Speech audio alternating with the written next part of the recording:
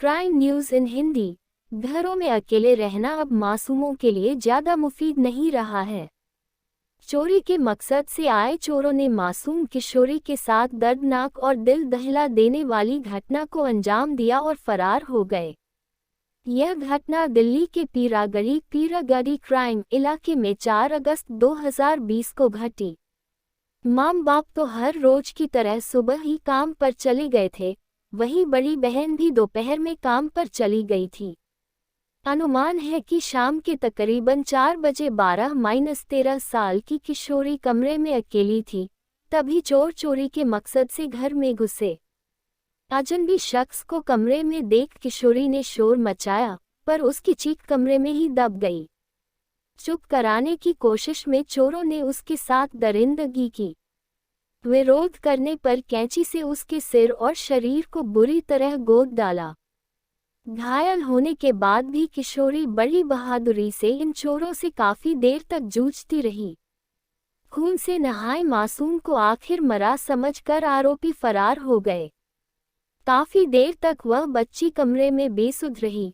उसके बाद जैसे तैसे कमरे से घिसटते हुए वह बाहर आई और पड़ोसी के दरवाजे को खटखटा कर इशारे से खुद की हालत बयां करते हुए फिर बेहोश हो गई। उसके निजी अंगों से लगातार खून बह रहा था। किशोरी की ऐसी बुरी हालत देख पड़ोसी भी सहम गए। तुरंत ही इसकी सूचना पुलिस को दी गई।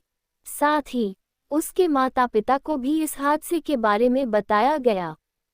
सूचना मिलने पर पश्चिम विहार वेस्ट थाने की पुलिस आई और बच्ची को संजय गांधी अस्पताल में भर्ती कराया। उसके सिर और हिप्स में किसी धारदार हथियार से कई वार किए गए थे। डॉक्टरों ने फौरन ही बच्ची के सिर व कटे हुए हिस्सों में टांके लगाए और हाथों हाथ एम्स रेफर कर दिया। किशोरी ने जो बयान दिया, उसके आधार पर इस वारदात में 2 लड़के शामिल हैं। पुलिस के मुताबिक 13 साल की किशोरी अपने परिवार के साथ पीरागढ़ी में किराए के मकान में रहती है। परिवार मूल रूप से बिहार का रहने वाला है। जिस कमरे में परिवार रहता है वह बिल्डिंग 3 मंजिला है। इस बिल्डिंग में छोटे छोटे तकरीबन 2 दर्जन कमरे बने हुए हैं। ज्यादातर आसपास की फैक्ट्रियों में लेबर का काम करते हैं। बच्ची के परिवार में माता पिता और एक बड़ी बहन है। वे सभी एक फैक्ट्री में लेबर का काम करते हैं। तकरीबन 5:30 बजे फोन के जरिए पुलिस को सूचना मिली थी। आशंका है कि बच्ची के साथ 4 बजे के आसपास वारदात हुई। शुरुआती जांच में उस मासूम किशोरी के साथ सेक्सुअल असॉल्ट की पुष्टि हुई। पुलिस ने हत्या की कोशिश और पोक्सो एक्ट समेत कई धाराओं में केस दर्ज कर आरोपियों की तलाश में संभावित ठिकानों पर छापेमारी की। तकरीबन 36 घंटे बाद यानी 3 दिन बाद एक आरोपी को पकड़ने का पुलिस ने दावा किया। पुलिस के मुताबिक आरोपी ड्रग एडिक्ट है। उस पर पहले से ही चोरी के अलावा दूसरे आपराधिक मामले दर्ज हैं। इसके कारण वह जेल भी जा चुका है। हाल ही में आरोपी जेल से बाहर आया था। जेल से छूटने के बाद पास के पार्क में ही आरोपी ठहरता था। पुलिस को आरोपी के बारे में सीसीटीवी कैमरे से सुराग हाथ लगा। घटना को अंजाम देकर आरोपी फरार होने के बाद आसपास की जगहों पर छिप रहा था। केस की पड़ताल में पुलिस ने क्रिमिनल अपराधियों की हिस्ट्री शीट खंगाली। इसके अलावा जमानत पर छूटकर आए चोर उचक्कों की लोकेशन का पता किया।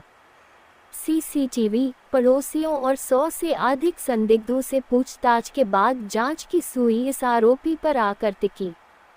पुलिस के मुताबिक वारदात के समय आरोपी नशे में था और चोरी के इरादे से कमरे में घुसा था। कमरे में अकेली बच्ची ने जब उसे टोका और शोर मचाने की कोशिश की तो उसने दबोच लिया। आरोपी ने नशे में बेरहमी से लड़की पर कैंची से ताबड़तोड़ वार किए और उसे मरा हुआ समझकर फरार हो गया।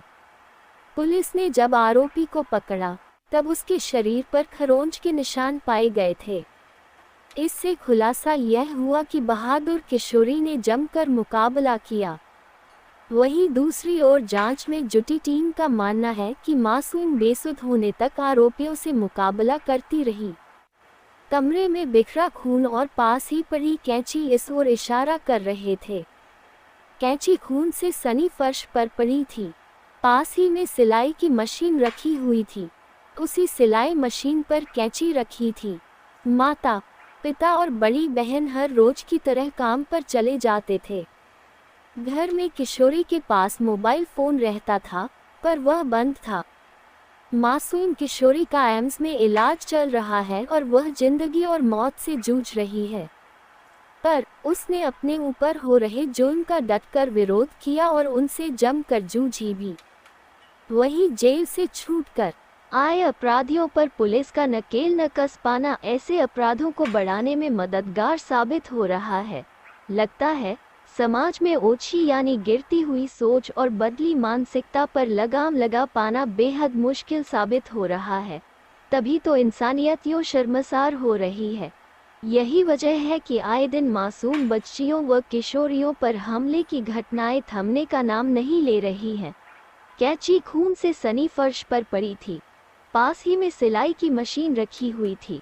उसी सिलाई मशीन पर कैंची रखी थी। घर में किशोरी के पास मोबाइल फोन रहता था, पर वो बंद था।